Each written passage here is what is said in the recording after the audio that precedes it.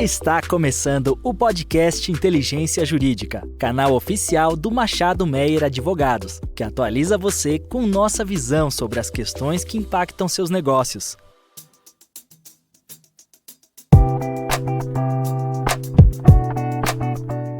Olá, esse é o podcast tributário do portal Inteligência Jurídica do Machado Meyer. Meu nome é Fernando Colucci, eu sou sócio da área tributária do Machado Meyer e hoje eu estou aqui com a minha sócia, Bruna Marrara.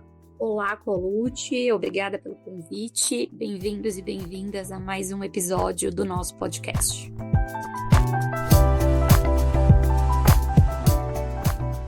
Bom, o tema do nosso encontro aqui é o projeto de lei 1087 de 2025, que traz a proposta aí do governo federal para conceder a isenção total do imposto de renda para as pessoas que ganham até R$5.000 por mês e uma isenção parcial para aqueles que recebem até R$7.000 por mês. E aí, como contrapartida a essa renúncia fiscal, até porque é uma exigência legal, o governo propôs a criação de um adicional aí de imposto de renda para a faixa que foi considerada de alta renda, que acabou atingindo então as pessoas físicas que ganham mais de R$600.000 por ano e também os não residentes que recebam dividendos de empresas brasileiras. Bom, o projeto cria toda uma mecânica que é inédita na nossa legislação para estabelecer o que seria então esse imposto de renda mínimo para essas pessoas físicas que ganham acima de R$600.000 por ano. A alíquota é progressiva e ela vai incidir a 10%, que é a alíquota máxima, para quem recebe mais de R$1.200.000 por ano, e você vai reduzindo essa alíquota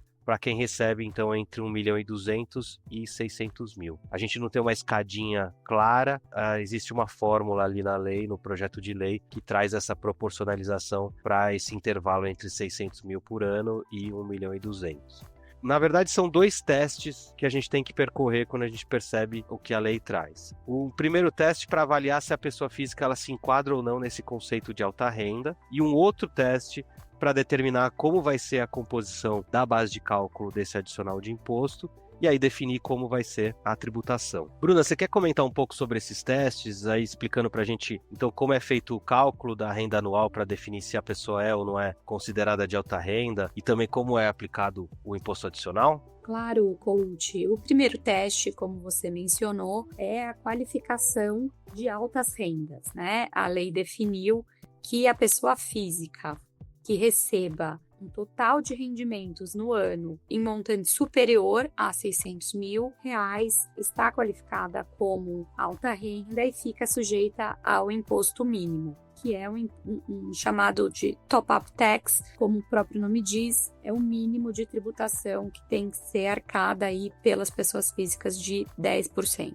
Então, parte-se de todos os rendimentos, inclusive aqueles tributados na fonte de forma exclusiva ou definitiva, e também os isentos, sujeitos a alíquota zero, alíquota reduzida, enfim, é realmente uma cesta que inclui todos os rendimentos, exceto aqueles expressamente listados, que são os ganhos de capital, e aqui estão excetuados os ganhos líquidos, né, que são auferidos em operações em bolsa e no mercado de balcão organizado, excluídos também os rendimentos recebidos acumuladamente e tributados na fonte, e os valores recebidos a título de doação e adiantamento de legítima ou herança. Bom, então, como você mencionou, Colucci, superado esse primeiro teste aí, que é a qualificação como alta renda, então, uma vez determinado que a pessoa física teve rendimento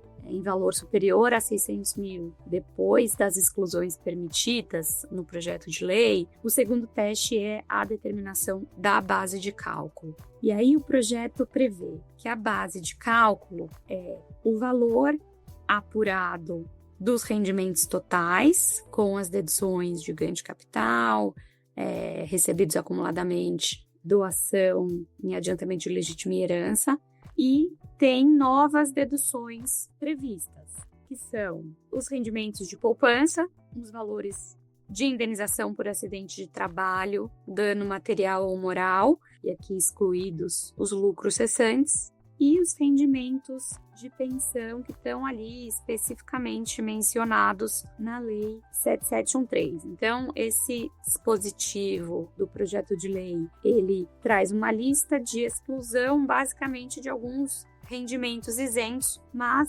não todos, né, Colucci? O projeto prevê que a base de cálculo do imposto mínimo parte ali dos R$600 mil, correspondente à totalidade dos rendimentos, menos ganho de capital, recebidos acumuladamente, doação ilegítima ou herança, e o projeto traz novas deduções, né? Basicamente para reproduzir os rendimentos isentos, mas não todos. Então, tem ali a previsão de dedução dos rendimentos de poupança, dos valores recebidos como indenização por acidente de trabalho, danos materiais ou morais, lucros cessantes não são excluídos. Alguns rendimentos isentos ali da Lei 7713, né, basicamente pensões, e os rendimentos de títulos e valores imobiliários que são isentos ou alíquota zero. Então aqui a gente tem os CRIs, CRAS, as debêntures, infraestrutura, entre outros, e não podem ser excluídos os rendimentos de ações e demais participações societárias. Aqui nos vem à mente, né, obviamente, os dividendos, mas também os juros sobre capital próprio. Pois é, e aí aqui tem um ponto que já chamou a nossa atenção, que é o fato de que as doações que estão excluídas são somente aquelas em antecipação de legítima. Ou seja, se eu fizer uma doação qualquer que não seja em antecipação de legítima, por exemplo, se eu doar para um sobrinho, em princípio, nos parece que isso entraria na conta, né? E além disso, apesar de excluir a herança, o projeto de lei acaba não excluindo expressamente o legado. Se a gente for olhar outros dispositivos aí do imposto de renda, quando se faz referência à herança, faz referência também ao legado. Então fica a dúvida aqui se o legado, que é a transmissão de bens aí por meio de testamento, se entraria ou não entraria nesse cálculo. E além dessa mecânica toda de cálculo do imposto mínimo, que é feita no momento da entrega da declaração do imposto de renda, o projeto também criou uma retenção na fonte para os pagamentos de dividendos feitos por empresas brasileiras para pessoas físicas residentes no Brasil. Então, se uma determinada empresa pagar mais de R$50 mil em um mês para uma mesma pessoa física a título de dividendo, ela vai ter que fazer essa retenção de 10% e recolher já nesse momento para o governo. E essa incidência, então, ela acontece no momento do pagamento e independe, então, se esses lucros foram gerados antes ou depois da vigência da lei. Esse é um ponto importante. E aí depois esse valor dos dividendos, ele vai entrar naquela conta que a Bruna comentou para ver se vai ou não estar sujeito ao imposto de renda adicional. E aí, se for o caso, pode ter direito à restituição na forma como a gente já conhece hoje. E aí é importante reforçar que os dividendos que ficam sujeitos ao imposto adicional não são só aqueles que superam os 50 mil. A questão é que esses dividendos superiores a 50 mil mensais vão estar sujeitos à retenção na fonte. Os que sejam abaixo de 50 mil não vão estar sujeitos à retenção na fonte, mas eles também vão entrar no cálculo do imposto adicional se a pessoa for considerada aí de alta renda. Mas o projeto traz também um redutor para a tributação desses dividendos, né, Bruna? Sim, é verdade, Colucci. O projeto prevê um redutor que vai ser aplicável nas hipóteses em que a alíquota efetiva da pessoa jurídica que paga os dividendos, somada com a alíquota efetiva do imposto mínimo, supere a alíquota nominal a que a pessoa jurídica está submetida. Então, 34% como regra geral, 40% e 45% para algumas outras empresas, instituições financeiras, bancos, comerciais. Então, essa é a regra para que o redutor se aplique. E ele se aplica apenas sobre os lucros e dividendos que ficaram sujeitos ao imposto mínimo. Eu fico pensando na burocracia que isso vai criar. Imagina alguém que tenha investimento em diversas ações da Bolsa e que receba dividendos dessas empresas. Essa pessoa vai ter que fazer essa análise da alíquota efetiva para cada uma dessas empresas, depois vai ter que consolidar tudo isso com os demais rendimentos para ver quanto ela deveria pagar e se ela vai ter ou não vai ter algo a restituir. Isso, no fim do dia, acaba ficando na responsabilidade de cada contribuinte. Apesar do projeto de lei falar que a Receita vai poder disponibilizar essas informações na declaração pré-preenchida, a gente ainda tem dúvidas da efetividade disso, primeiro porque é um volume muito grande de informações que precisam ser processadas. E, além disso, essas informações contábeis, elas são apresentadas pelas empresas para o fisco até junho do ano seguinte.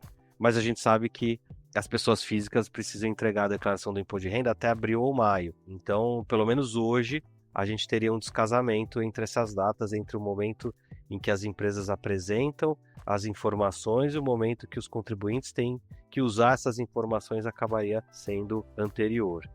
A minha percepção é que isso pode acabar gerando um desestímulo ali ao investimento direto nas empresas de capital aberto. Por que eu vou me submeter a toda essa burocracia se eu posso, por exemplo, investir num fundo imobiliário ou em outros títulos incentivados que expressamente estão fora aí de todo esse contexto do imposto mínimo?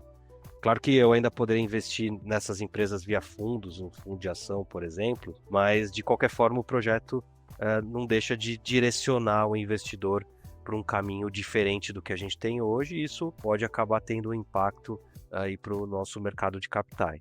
E é importante repetir que isso não é só para quem recebe mais de R$50 mil por mês de dividendos. Como eu falei, se eu sou enquadrado na categoria de alta renda, qualquer dividendo que eu receba deveria passar por essa mecânica de avaliação de qual a alíquota efetiva da empresa que está pagando. E acho que um problema adicional, Clute, decorre da própria forma de cálculo da alíquota efetiva da pessoa jurídica pagadora dos dividendos, né? Quando você lê ali o projeto de lei, você tem a definição de alíquota efetiva como a razão entre o valor de imposto de renda e contribuição social sobre o lucro líquido que são pagos e o lucro contábil da pessoa jurídica, sendo o lucro contábil o resultado do exercício antes dos tributos sobre a renda, né? E as provisões relativas. E o projeto de lei prevê que o cálculo da alíquota efetiva pode ser realizado com base em demonstrações financeiras consolidadas da fonte pagadora. E isso vai vir disciplinado aí em regulamento. E aí, quando a gente fala de demonstração financeira consolidada, e a gente tem, por exemplo, uma holding, né, um contribuinte que monta uma holding para ser a sua plataforma de investimento direto em outras empresas, essa holding, se ela não for controladora desses investimentos, ela não vai fazer a consolidação. E aí, ela não vai refletir o valor do IRPJ e da CSLL pagos por essas investidas que não são consolidadas. E aí, a gente não vai ter o redutor sendo considerado para esses fins. Então, acho que essa é mais um ponto de atenção aqui, principalmente nessas estruturas de holding consolidadora de investimento. Pois é, e ainda a lei traz uma alteração no dispositivo que trata da isenção do pagamento de dividendos, lá que está na lei 9249, para dizer que lucros ou dividendos pagos, creditados, entregues para o exterior vão ficar sujeitos à incidência do imposto de renda na fonte, a alíquota de 10%. Então, lá para as pessoas físicas residentes no Brasil, essa retenção só existe quando eu tenho um pagamento de uma pessoa jurídica para uma mesma pessoa física acima de R$50 mil por mês. Aqui, para os não residentes, não existe essa limitação. Então, qualquer pagamento de dividendos para o exterior vai ficar sujeito a essa retenção na fonte de 10%. Não existe qualquer referência ou exclusão a beneficiários que estejam em paraíso fiscal, como em várias outras situações a gente tem essa diferença. Existe uma regra geral que fala que pagamentos para não residentes que sejam localizados em paraísos fiscais têm incidência do imposto de renda na fonte a uma alíquota de 25%. Fica aí uma dúvida inicial sobre qual tratamento a gente daria no pagamento de dividendos para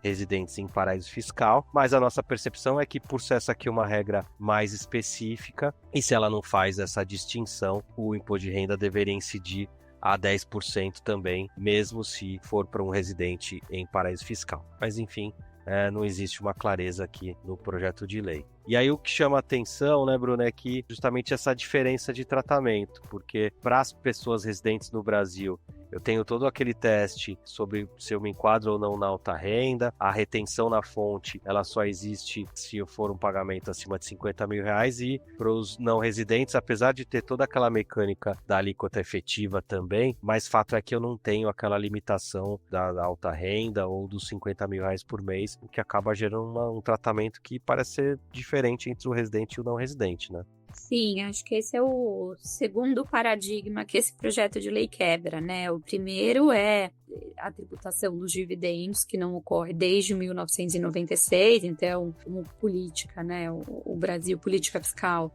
o Brasil adotou esse método de integração, em que só a pessoa jurídica era tributada, então rompe-se com esse primeiro paradigma. E o segundo é exatamente esse que você colocou, Colucci. Historicamente, a legislação tributária trata os não residentes como as pessoas físicas residentes no Brasil, mas a gente tem aqui um tratamento diferente por conta dessa ausência, da exclusão dos dividendos até R$50 mil, né? Acho que, como você falou, também tem um mecanismo de crédito aqui para o não residente, que parte da alíquota efetiva também da pessoa jurídica, e o projeto de lei prevê que o contribuinte pode pedir esse crédito em até 1 ano, 360 dias do encerramento do exercício. O que o projeto de lei não prevê é a atualização desse crédito, não prevê a forma de utilização desse crédito, então o contribuinte vai pedir uma restituição ou ele pode usar contra o IR-fonte de novas distribuições de dividendo ou de JCP, isso não está previsto aqui no projeto de lei. Acho que outro ponto importante é como essa regra de tributação na fonte de dividendos interage com os nossos tratados. A gente não tem uma rede enorme de tratados, mas ela aumentou aí nos últimos anos. Os tratados celebrados pelo Brasil para evitar a dupla tributação não diminuem, não prevêem a redução ou a limitação do poder de tributar do Brasil na fonte com relação aos dividendos a uma alíquota menor do que 10%, que já é a alíquota aqui prevista no projeto de lei. Acho que a única exceção para dividendo pagos para os governos dos Emirados Árabes tem uma limitação ali de 5%, e aí a gente tem que ver os casos em que as cláusulas de nação mais favorecida são aplicáveis, mas acho que no limite o que a gente vai ter o não residente, até o investidor pessoa física brasileiro, pagando o tributo pelos incentivos e benefícios que a sua investida tem, né? Então, acho que as companhias que estão no lucro presumido ou estão aproveitando aí a amortização fiscal de ágio, ou tem benefícios como depreciação acelerada, lucro da exploração, todos esses benefícios que já estão no radar ali das regras do Pilar 2, né, que também foram introduzidas recentemente no Brasil, entram aqui como um ponto de atenção. Qual vai ser o impacto desses benefícios e outros regimes tributários que fazem com que a alíquota efetiva do imposto de renda e da contribuição social fique reduzida. Bom, esses são os principais aspectos do projeto de lei 1087 de 2025. Vem gerando muito ruído por aí desde que foi apresentado pelo governo. Agora ele vai seguir na tramitação lá no Congresso, vai estar sujeito a todas as discussões, as negociações políticas.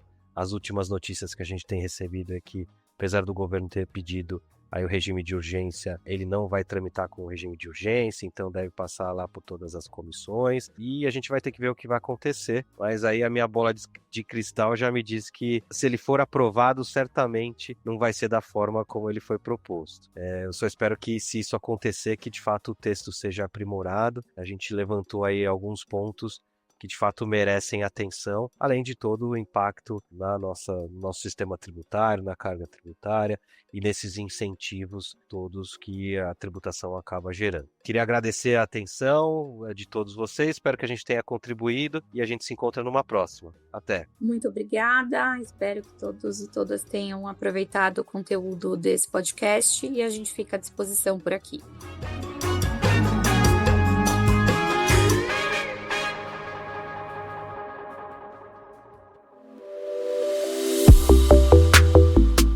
Você ouviu mais um episódio do podcast Inteligência Jurídica. Além de favoritar e compartilhar, agora você pode participar da nossa caixinha de perguntas e enquetes aqui no Spotify. Ouvir você é fundamental para continuarmos aprimorando nossos conteúdos.